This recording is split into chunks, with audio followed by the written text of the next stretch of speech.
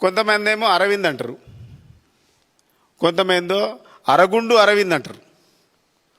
ఇక నిజామాబాద్ లాంటి ప్రాంతంలో అయితేనేమో సైకో అరవింద్ అని కూడా అంటారు. కానీ ఆ విషయం మనం తెలియదు పాపం.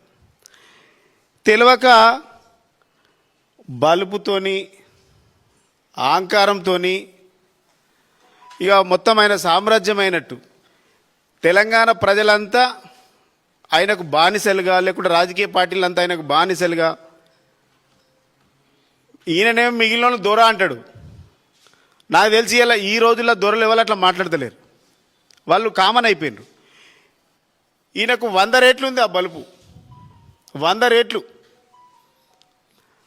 బిడ్డ నీ కొవ్వు నువ్వు డైట్ చేస్తావేమో, డైట్ లేకుండానే నీ కొవ్వు కరిగిస్తాం, గుర్తుపెట్టుకో. నీ డైట్ అవసరం లేదు, డైట్ లేకుండా నీ కొవ్వు కరిగే రోజు వస్తుంది. ఏం మాటలు అది, ఏం అహంకారం, కొవ్వెక్కి బలుపు అహంకారంతో నోటికి వచ్చినట్టు మాట్లాడదాం. మాకు తిట్టరాదా? ఏం రా అరవింద్, బేవకూబ్, యూజ్లెస్ ఫెలో, అరేయ్ ఒరేయ్ అయ్యా గియ్యా మాట్లాడరాకనా మాకు? మిస్టర్ అరవింద్, నువ్వు ఏ గడ్డ మీద పుట్టినవో మేము అదే గడ్డ మీద పుట్టినావు. పార్లమెంట్ మెంబర్ ఈ నిజామాబాద్ ఎంపీ అరవింద్ ఒక ఆయన. అసలు ఆయన పేరు చూస్తేనే చాలామందికి ఎలర్జీ ఉంటుంది.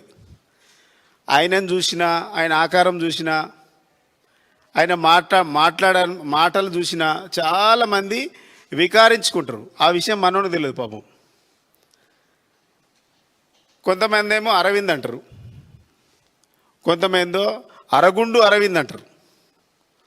ఇక నిజామాబాద్ లాంటి ప్రాంతంలో అయితేనేమో సైకో అరవింద్ అని కూడా అంటారు. కానీ ఆ విషయం మనోనికి తెలియదు పాపం. తెలియక బలుపుతోని అహంకారంతో ఇక మొత్తం ఆయన సామ్రాజ్యమైనట్టు తెలంగాణ ప్రజలంతా ఆయనకు బానిసలుగా, లేకుంటే రాజకీయ పార్టీలంతా ఆయనకు బానిసలుగా, ఈయననేమో మిగిలిన దొర అంటాడు. నాకు తెలిసి ఇలా ఈ రోజుల్లో దొరలు ఎవరు అట్లా మాట్లాడతలేరు, వాళ్ళు కామన్ అయిపోయినారు. ఈయనకు 100 రేట్లు ఉంది ఆ బలుపు, 100 రేట్లు. బిడ్డ నీ కొవ్వు నువ్వు డైట్ చేస్తావేమో, డైట్ లేకుండానే నీ కొవ్వు కరిగిస్తాం, గుర్తుపెట్టుకో. నీ డైట్ అవసరం లేదు, డైట్ లేకుండా నీ కొవ్వు కరిగే రోజు వస్తుంది. ఏం మాటలు అది, ఏం అహంకారం, కొవ్వెక్కి బలుపు అహంకారంతో నోటికి వచ్చినట్టు మాట్లాడదాం. మాకు తిట్టరాదా? ఏం రా అరవింద్, బేవకూబ్, యూజ్లెస్ ఫెలో, అరేయ్ ఒరేయ్ అయ్యా గియ్యా మాట్లాడరాకనా మాకు? మిస్టర్ అరవింద్, నువ్వు ఏ గడ్డ మీద పుట్టినవో మేము అదే గడ్డ మీద పుట్టినావు. పార్లమెంట్ మెంబరు నువ్వు వార్డు మెంబర్ కాడ అధ్వానం మాట్లాడుతున్నావు. ఏం సంస్కారం అనేది? ఈ రాష్ట్రంలో ఇంతకుముందు ఒక 20 ఏళ్ళ కింద ఇట్లా లేదు. ఇట్లాంటి చిల్లరగాళ్ళు అందరూ వచ్చినాక రాజకీయాలు ఖరాబ్ అయిపోయినాయి. ఎవడన్నా కొత్తోడు రావాలంటే భయపడుతుండ్రు, ఎందుకంటే ఈ చిల్లర మాట్లాడుతుండ్రు. మాటలన్నీ చిల్లర అయిపోయినాయి, చేతలు లేదు. పసుబోర్డు తెస్తా అని చెప్పినావు, పసుబోర్డు తెచ్చినవా? ఉత్త బోర్డు పట్టుకొచ్చినావు. పసుబోర్డు తెచ్చుకొని ఓట్లు వేసినావు, ఉత్త బోర్డు పట్టుకొచ్చినావు.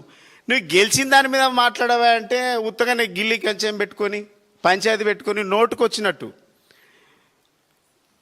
మా కేటీఆర్ గారి మీద నోటుకొచ్చినట్టు మాట్లాడిండు, మా హరీష్ రావు గారి మీద నోటుకొచ్చినట్టు మాట్లాడిండు. బల్బు మామూలుగా లేదు. బల్బు అంటే అసలు బల్బుకి కేరా పడ్డాస్ ఇవ్వడంటే ఇట్లాంటివన్నీ చూపించాలి. ఇట్లాంటివన్నీ కేరా పడ్డాస్, బల్బు అహంకారం, నోటి దూల అడ్రస్ ఎవరిని చూపించాలంటే అరవింద్ని చూపించాలి. రిపోర్టర్లను పట్టుకొని, జర్నలిస్ట్లను పట్టుకొని నోటుకొచ్చినటువంటి మాటలు మాట్లాడుతూ ఉండు. రిపోర్టర్ల మీద అసభ్యంగా మాట్లాడినటువంటి మాటలను మా నాయకుడు